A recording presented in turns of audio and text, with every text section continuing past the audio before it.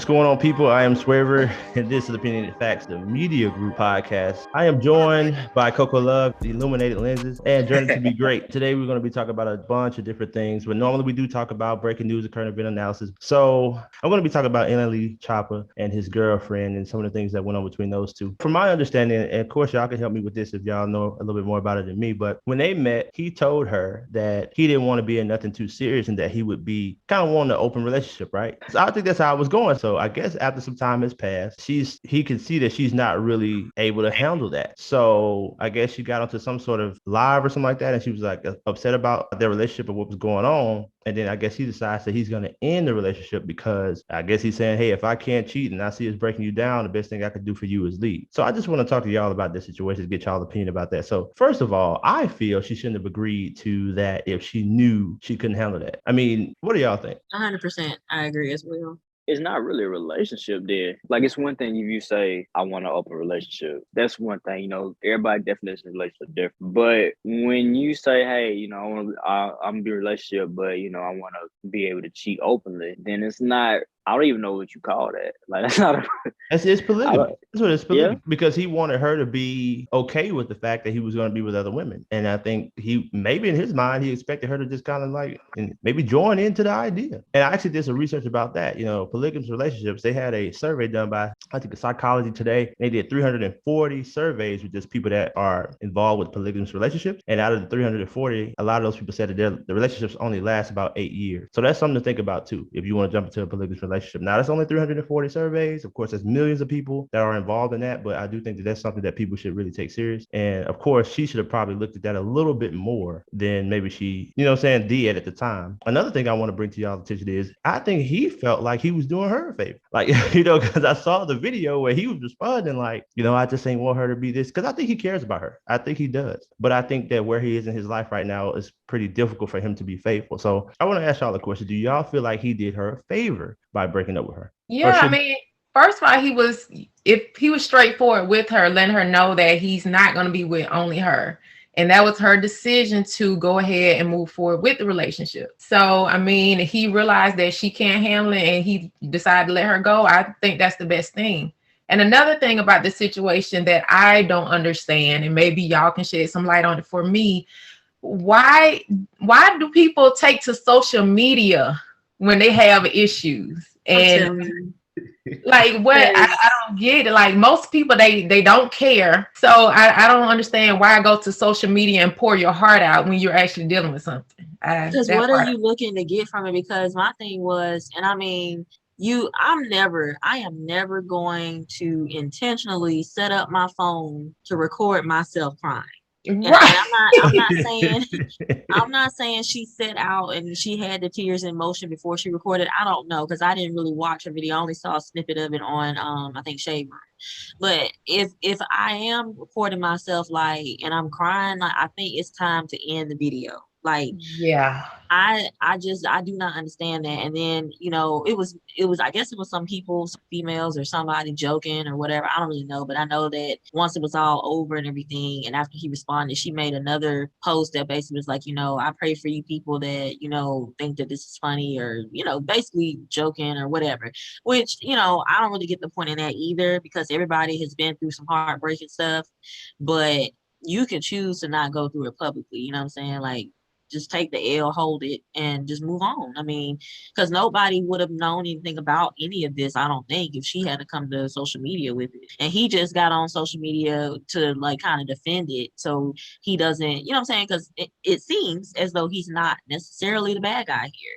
It seems like he started out being truthful with her, and she thought she could deal with it, and she couldn't. And so he saw that and he decided to end things. I think he did her a favor, and I think that she'll get over it eventually. And I also want to go into some things. I did some research about that too. So I went to BetterHelp.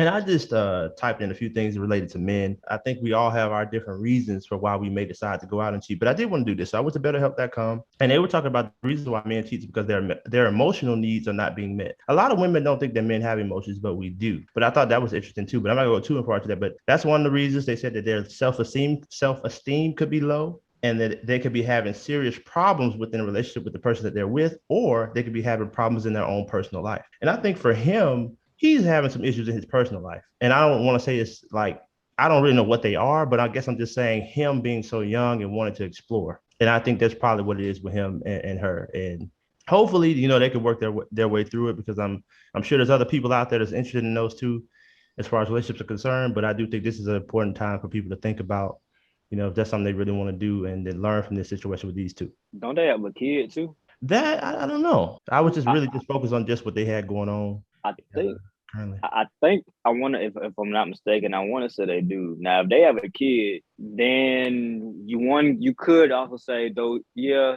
she still should have knew better, but at the same time, he kind of dragging along a little bit if y'all had a kid and everything too. It's kind of, yeah, it's good. You're saying something now, but if you felt that way in the beginning, I mean, he could have ended it himself too. So it's still kind of on both sides, even though, yeah, she should have just left it alone. I think that she thought that she could change him or change his outlook on things. And, I know a lot of people do that.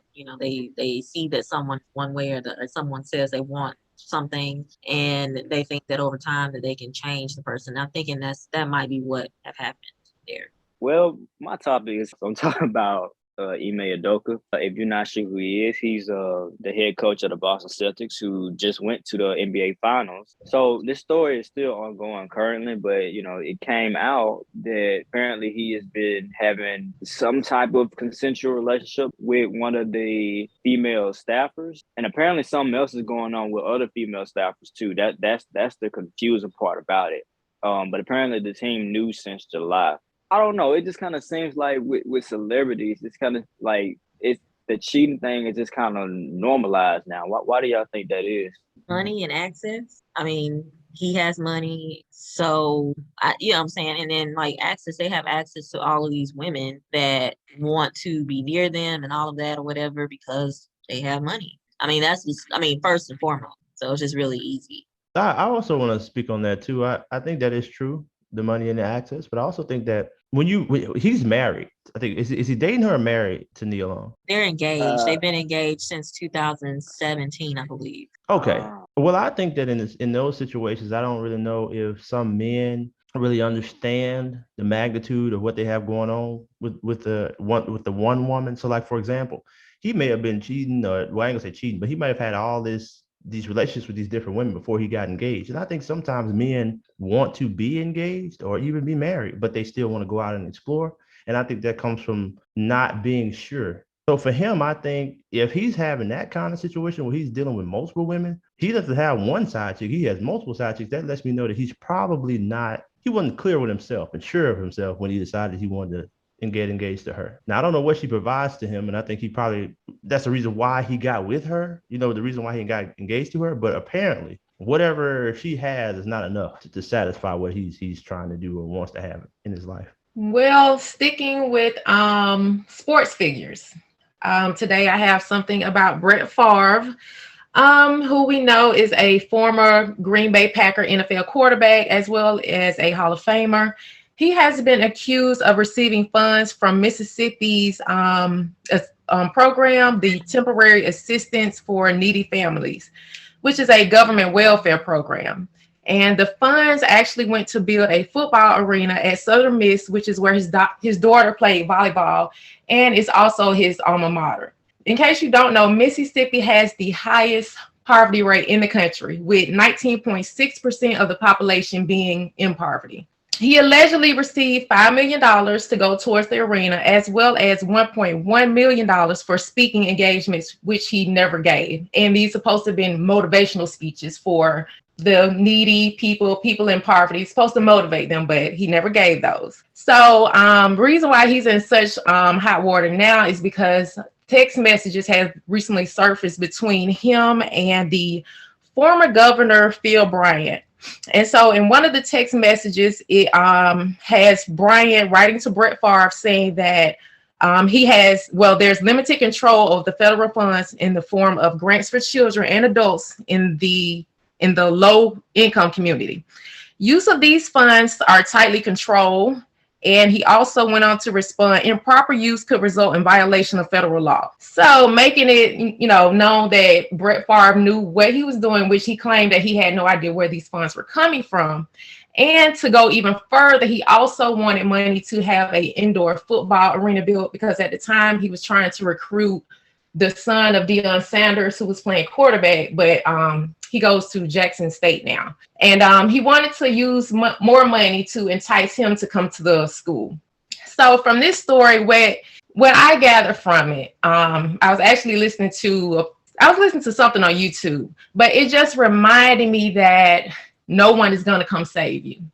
And the person went on to speak about government, other people. Like I said, we're talking about a place that has a high poverty rate, and who a lot of people may be depending on the government to help them out. But we have the government taking this money along with other people. Now, it was quite a few officials involved in this, which is be too long to mention on this podcast.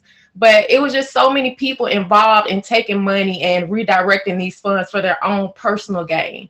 So it just made me think that no one is going to come save you, especially when you have stuff like this going on. But as of now, he hasn't been charged with anything, and who knows, will charges come about. But what do y'all think? Never trust a man in Wrangler jeans. Never trust a man. What? He rocking Wrangler jeans, man. Right. You know, he always got that. Fred Frog always got that Wrangler jeans commercial. Him and that little copper. I can see him right now being shifty with folks' money with that little copper fit knee brace he got and that little Wrangler jeans. You can't trust him, man. That's crazy. I mean, I really don't know what else to say about that besides that's crazy. Like, I definitely think he should have some type of charges against him, though. I mean, he's basically stealing money, correct? Yeah, absolutely. Yeah. I mean, obviously he has the, I guess he has the means to combat, fight against the charges or whatever, I assume, and get a lawyer. Hopefully it's not from this food fund or whatever, but yeah, man. I mean, and then like you mentioned, like Mississippi, it's the worst place to do this. I mean, not trying to I mean, they are struggling. I mean, I'm just being honest. I mean, like, that's really messed up. And I mean, all to give it to your daughter's school or your alma mater, like. Well, and I also forgot to mention that during Brett Favre's football career, he made a little over $100 million, and that's from football. So endorsements, I mean, it's no telling how much he made with that also. But yeah. Well, I think too, most of the time, even in places where we consider it to be impoverished, we're talking about the citizens. We're not necessarily talking about the officials. Mm-hmm. There's rich people. Yeah. There's rich people everywhere. You know what I'm saying? And then you always gonna have a piece of poverty or a group in the city or a state that's impoverished. So I guess in this situation, we're talking about all rich men here. So when we're talking about them not doing the right thing for the people, that's been going on forever. I mean, if you think about it, it's always been the people that have the money that make all the decisions for the people that don't have the money. And then that doesn't make any sense. I mean, if you have all the money and you're gonna make decisions for me and I don't have any money, how can you really know what I'm really going through? Like, so if I've been rich so long, maybe I forgot about how it feels to be poor. You know what I mean? So I think in those cases that we have to be careful about trying to put people on a pedestal and then making them and just believing, like you said, CC, that somebody's going to come and rescue you. Because I'm telling you, the citizens may be poor, but the state is not. The people that run that state, they're not. Go ahead, E. What were you about to say? I'm about to say, I get what you're saying, but I don't know. Brett Favre, he kind of always been kind of a wild one. I mean, first of all, you gotta be a special type of low down to steal from folks who don't have consistent water. Like, you a special type of scumbag, my dog. Like, that's crazy. And then I think he had got in trouble one time with I think while he was playing that towards the end of his career, I think he had sent like some dudes or some heat to one of the people on the staff or something like that. So far been wild. And he a country wild man. He don't care. It's the Wranglers, man. Is it something about the Wranglers? Put the Wranglers on, got you going crazy. Get a little frisky. I hope he has the funds to pay his publicists, like, extra overtime and all that good stuff, because I know they be having a time. Wow. He probably got OnlyFans. Wrangler. Hey, what's his OnlyFans name? Wrangler Man 2000. Oh my gosh. Well, this is Well, it's not really related at all, actually. I was trying to find a way, but whatever. DJ Akademiks has been under fire recently for some comments that he's made. So first thing is, if you never heard of him before, I don't really know what he's famous for, but I do know he's not a so there's that. Well, basically, it all started when he made some comments on Twitch about pioneer hip hop artists. So now I don't know exactly where the conversation started, but basically he made a comment stating that pioneer hip hop artists look dusty. That's the word he used, dusty. And he said they don't, basically he's saying that they don't look like they're doing very well. He was talking about how people are always saying, oh, you know, so-and-so is the pioneer of hip hop or whatever. And he was just like, you know, dog, have you seen these people? Have you seen how they look, right? And then I don't believe he named anyone specifically, but you know, as they like to say sometimes, a hit dog will holler or whatever. So LL Cool J felt it in his spirit to say something, and rightfully so, because it's, to me, it was a dumb comment, but whatever. So LL Cool J basically said that just because someone may fail to get money or retain it, it doesn't mean that they didn't make a contribution to the culture. And I do agree. I think that, you know, there are some people or whatever that have, you know, you're going to always remember, and they might not be doing so well, or they might not have, you know, fortunately, they might have passed away, and they might not be doing so well, or when they passed away because of just other decisions. But he also mentioned how this conversation of money and status doesn't seem to come up in other genres like country or rock. And he said that the idea that you have to have money or else your contribution isn't valued is a misinformed way of looking at the culture.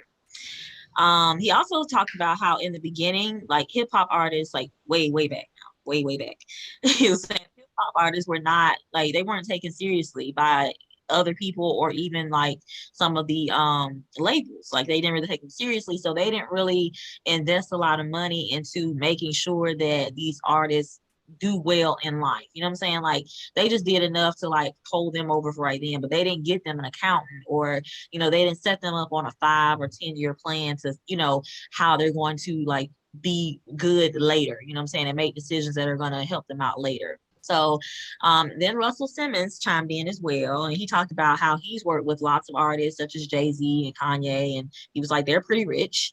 But he also mentioned that he worked with some artists that aren't so rich now. But he basically said that even though he himself has a lot of money, he's basically saying, you know, money doesn't buy happiness. And, you know, people with a lot of money tend to say that, but I mean, he was serious or whatever. But he was saying that he's abandoned some of his possessions because they didn't really make him happy. And he ended it by asking DJ Akademiks, how many people has he made rich? And he said that he doesn't know him, but he wished him well. So this puts some stuff into perspective for me, because you see a lot of times, like in our culture, just in general, why is it that our culture seems to only associate money with success? Like, you know what I'm saying, for someone to be successful, because you don't see this when we're talking about Travis Barker, Dolly Parton. Nobody is counting their pockets. You know what I'm saying? Garth Brooks? I can't even think his name. But no one talks about their money. You know what I'm saying? And I'm sure, I assume they're doing well. I don't really know. But no one really talks about their money or anything like that. And no one negates, though, that they've made any type of contribution to their genre. So why is it that that only occurs in like hip hop? Like, what do y'all think? That's a very valid point that you brought up. And I think because a lot of hip hop focuses on cars, money, women. And for whatever reason, that has been, I guess, brainwashed into people that this is what success truly is. But I think you said LL Cool J brought it up about regardless of their money or whatever, it doesn't take away from what they actually gave to hip hop. Right. So, I mean, and which is true. You know, some people have changed the culture. And not to mention, if you think about it, back then, when we talk about pioneers, the music industry was so much different back then. Like now it's different how you have like iTunes and different streaming. You got YouTube where artists can have their own YouTube page and get millions and millions of views. So it's much different now compared to how music was back then. But you can't take away anybody's contribution based on how much they have in a bank account, which is absolutely crazy to me. And like you mentioned before, who is DJ Akademiks? Like what is he famous for? Or I don't know, pissing people off apparently, because they've been on his head this week because he said something about Reginae Carter, and her boyfriend now and talking about both of them or whatever. So everybody on here now because he called Reginae a B word, and which I mean, basically, I think he's famous for minding other people's business, counting other people's pockets. Well, okay. Yeah, I was just gonna say that. I mean, I've never been a fan of his anyway. But I've always known whenever I've heard his name come up, it's always been with some drama. Yeah. That's one thing I will say. Every time his name is brought up, it's always with some drama. So I think that eventually something's going to happen with him. I don't wish nothing negative on the man, but I just think that if he keeps going in the path that he's going, I think something's going to happen to him, because I think he doesn't really fully think about the stuff that he says. Or maybe he does. Maybe he's trying to keep his name alive that way, kind of like Charleston White. But I got to tell you, Charleston White keeps it real. He may say some stuff you don't want to hear, but at least he keeps it real. I think Akademiks, it don't even have to make sense to him. He's just going to say it anyway. Well, T.I. released a statement, a very wordy statement, basically. Well, it wouldn't be T.I. without words. Requesting to speak with him, and it was more so of a I need to see. It wasn't really a request. He might be just an industry plant. That's kind of how I always kind of looked at him. They a lot of times in the media or in the the entertainment business, you see people that they come out of nowhere and they sole purpose just to cause problems. So or just stir up controversy or whatever. So I kind of feel like he's one of them. You know what? I wouldn't be surprised if that is the case, because that does kind of make some sense. Or maybe he's just wrapped up in his own way of thinking, and like a lot of other people, this is who I am and that's it.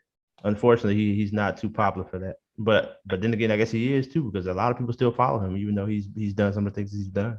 Yeah, he's got like 5 million followers, so something is working, I guess, in a sense for him. He just may not be well liked, I guess. Well, looks like we have come to the end of another episode. I want to take the time to thank all y'all for listening to us today. This has been an episode after a short break, and we apologize for you guys that were looking forward to getting the episode from us last week, but we just had a lot going on. Again, you can follow all of us. Our social media handles will be in the description below or somewhere in the notes. I am Swavor, joined by Coco Love, Illuminated Lenses, Journey to Be Great. This is Opinionated Facts Media Group Podcast. Until next time, peace.